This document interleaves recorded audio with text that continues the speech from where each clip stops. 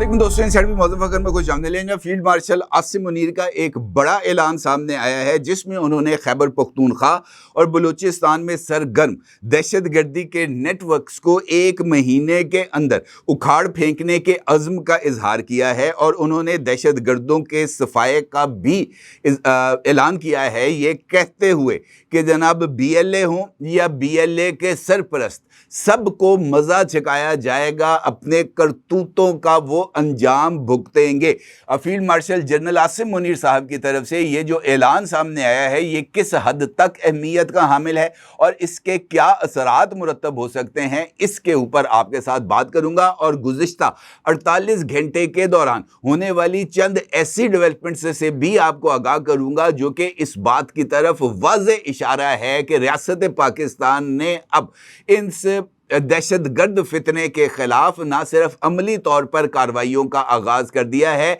बल्कि ये जो मुजव्वज़ा ऑपरेशन है ये अब तेज़ रफ्तारी के साथ आगे बढ़ेगा। इस हवाले से वज़ीर आला बलूचिस्तान जनाब सरफराज बुगटी का ये ऐलान भी बहुत ही ज़्यादा अहमियत का हामिल है, जिसमें सरफराज बुगटी की तरफ से इस बात का इजहार किया गया था कि फितनल हिंदुस्तान की सरपरस्त रॉ है और बलोचों का या बलूचिस्तान से इनका कोई ताल्लुक नहीं, ये खालिस्तान दहशतगर्द हैं। और उन्होंने इस बात की ज़रूरत का भी इजहार किया कि मौजूदा हालात के अंदर इस अमर में कोई मुज़ायका नहीं कि बलूचिस्तान में फितनल हिंदुस्तान के ख़िलाफ़ एक फुल फ्लेज फ़ौजी ऑपरेशन शुरू किया जाए ताकि इस फितने को जड़ से उखाड़ फेंका जाए। अब अगर आपको याद हो,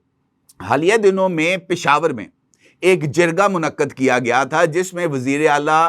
खैबर पख्तूनख्वा अली अमीन गंडापुर, गवर्नर खैबर पख्तूनख्वा जनाब फैसल करीम कुंडी, वज़ीर आज़म शहबाज शरीफ और फील्ड मार्शल आसिम मुनीर ने इस जरगे में शिरकत भी की थी और इस जरगे के शुरका से खिताब भी किया था। उस जरगे से खिताब के दौरान फील्ड मार्शल ने इस बात का इंदिया दिया था कि अगर इंटरनली सपोर्ट को ख़त्म कर दिया जाए, ये जो फितना अल खारिज हैं और फितना अल हिंदुस्तान है, तो सिर्फ 30 दिन लगेंगे और इन 30 दिन के अंदर ये जो दहशतगर्द हैं इनका भी मुका दिया जाएगा। अब उसके बाद उस जरगे में इस बात का जो है वो अज़्म किया गया कि जरगे के अंदर जो अमायदीन मौजूद थे खैबर पख्तूनख्वा के, वो अमायदीन जो हैं फितना अल खारिज को किसी भी सूरत पनाह नहीं देंगे। और उनकी तरफ से इस अज़्म के इजहार के बाद खैबर पख्तूनख्वा में ये जो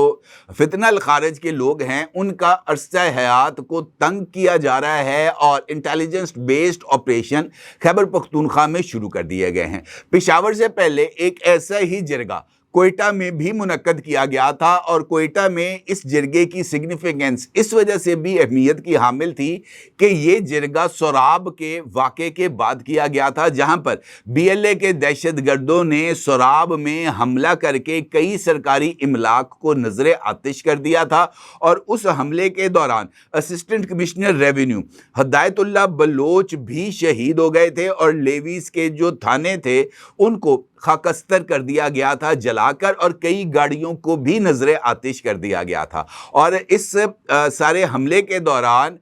ये जो BLA के दहशतगर्द थे इन्होंने सरकारी जो असलहा था उसके ऊपर कब्जा कर लिया था और एक बलोच शहरी से उसकी गाड़ी छीन कर भी ये लोग फरार हो गए थे। उसके बाद ये जो जरगा था कोयटा में मुनक्कद किया गया था और इस जरगे में जो बलोच अमायदीन थे उनको मदऊ किया गया था और उस जरगे में भी इसी बात की रिक्वेस्ट की गई थी बलोच अमायदीन के साथ कि जनाब आप अपनी सफ़ों में छुपे हुए रॉ के एजेंट्स की निशानदेही करें, जो रियासत है वो उसके खिलाफ कार्रवाई करेगी। अब उसके 2 नताइज सामने आए हैं। उसका पहला नतीजा ये सामने आया है कि बलूचिस्तान के इलाके तुर्बत और मस्तूंग में एक ऑपरेशन किया गया है और इस ऑपरेशन में 4 अहम दहशतगर्द पकड़े गए हैं। ये जो दहशतगर्द हैं ये सोराब पर जो हमला किया गया था फितना अल हिंदुस्तान BLA की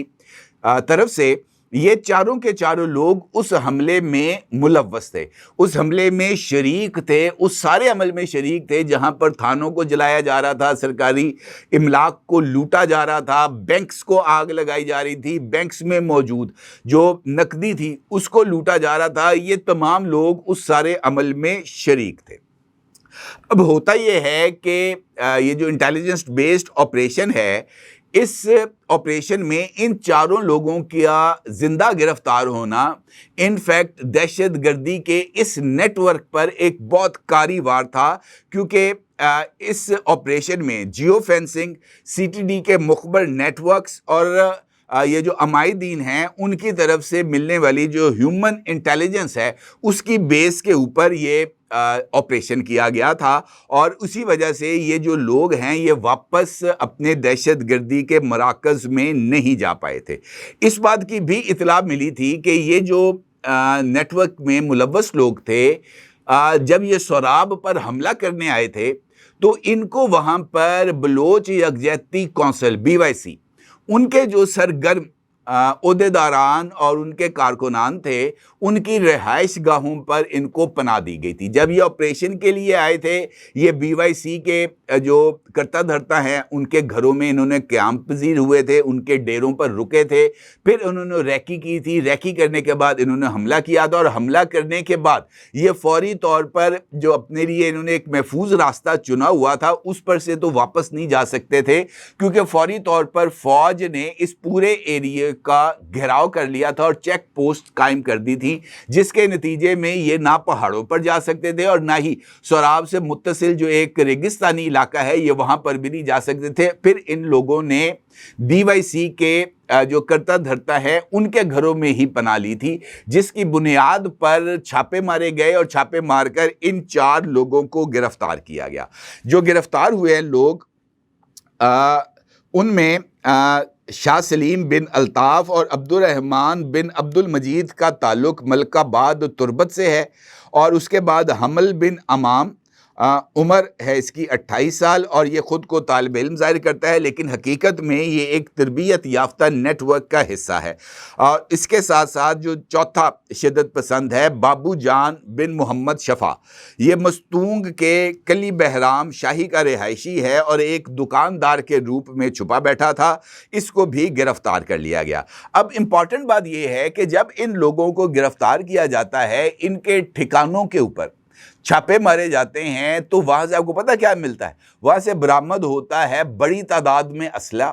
وہاں پر ملتے ہیں حساس مقامات کے، اور خاص طور پر وہ مقامات جہاں پر پاکستانی فوج کے جو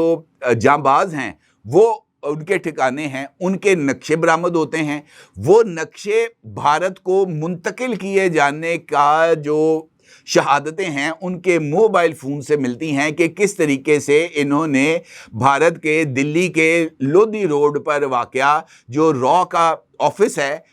وہاں پر انہوں نے یہ ساری انفارمیشن شیئر کی، اور سب سے بڑھ کر یہ کہ ان چاروں لوگوں سے سیٹلائٹ فونز بھی برآمد ہوتے ہیں، اور اس کے ساتھ ساتھ سوشل میڈیا پروپیگنڈا کے لیے تیار شدہ اسکرپٹس بھی برآمد ہوتے ہیں، جو بعد میں سوراب واقعے سے پہلے اور سوراب واقعے کے بعد سوشل میڈیا پر ان تمام